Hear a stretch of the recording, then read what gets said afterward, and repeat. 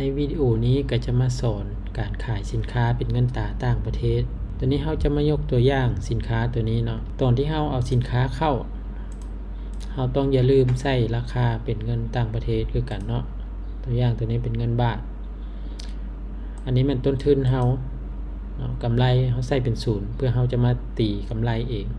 ตัวนี้เราก็เรียกเป็นสกุลเงินบาทเนาะต้นทุนเราตัวนี้ก็ให้ติ๊กไว้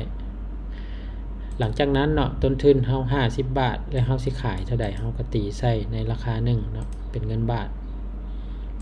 ตัวนี้แม่นราคาที่2เงินบาทเนาะราคาที่3แล้วแต่เฮาสิใส่เนาะเฮาอยากใส่85ก็ได้เนาะราคาที่4เฮาใส่อยู่84 บาทจังซี่ก็ได้เฮาสิขายสกุลเงินใดเฮาต้องมีราคาพวกนั้นไว้เนาะตัวนี้เราจะขายบาทเราก็ใส่ราคาขายบาทไว้อย่างที่ตัวกีบแน่นอนแหละมันก็จะคูณตามเลทให้เราได้ราคากีบมาพร้อมเราก็บันทึกเนาะสินค้าที่เราเอาเข้าไม่ก็เฮ็ดแบบเดียวกันนี่แหละเนาะต้องมีสกุลเงินต่างประเทศไว้โอเคหลังจากนั้นเนาะเราจะมาขายสินค้าตัวนี้เป็นเงินบาทเนาะเดี๋ยวก๊อปเลขบาร์โค้ดไปทดลองสินค้าตัวนี้ก็จะขายได้ทั้งกีบทั้งบาทหลังจากนั้นเรามาที่ขายสินค้าถ้าเราจะขายบาทเนาะเรามาเลือกบอลนี้ให้เป็นเงินบาทสังเกตว่ามันก็จะมีราคาเงินบาทขึ้นมาเนาะครีมตัวนี้ที่เราทำการเพิ่มกันนี้อันนี้แม่ราคา1เนาะราคา2ที่เราตั้งไว้เท่าใด90 บาทเนาะขึ้นนำเฮาจะเป็นคนขายว่าสิขายราคาใดหลังจากนั้นเนาะเราสามารถสแกนบาร์โค้ดเนาะหรือว่ากดใส่สินค้านี้ได้เลยอยากสแกนออกก็ได้เนาะแบบนี้ก็คือ100 บาทที่เราขายมีสินค้าตัวอื่นอีกบ่ที่เป็นเงินบาทเนาะ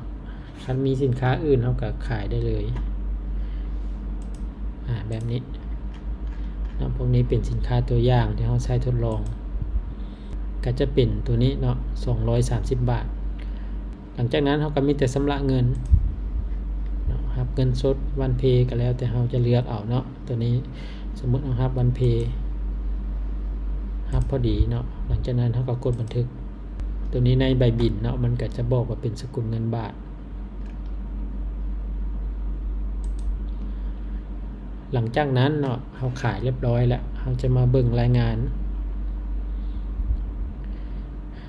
นการขายเนาะตัวนี้ก็เลือกตามวันที่ใดเนาะเราอยากเบิ่งแต่วันที่ใดมาหาวันที่ใดเนาะจากวันที่1เดือน6บอกฮอดวันที่30เดือน6เนาะเราก็เป็นคนเลือกเองตัวนี้เนาะเวลาเราอยากเบิ่งเงินบาทนั้นเราต้องมาเลือกสกุลเงินนี้เป็นบาทก็จะเห็นว่าตัวที่เราขายไปเนาะต้นทุนเรากำไรเราเนื่องจากพวกนี้ก็เป็นรายงานการขายเบิดในพวกนี้อยากเบิ่งสกุลเงินบาทก็มีแต่เลือกสกุลเงินบาท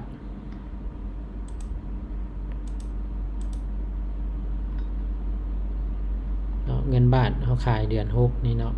คือตัวนี้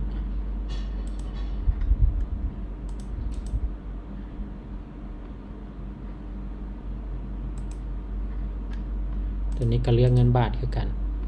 ก็จะเห็นมีรายละเอียดแบบนี้เนาะท่านใดติดปัญหาตัวใดก็ส่งหาพวกเราได้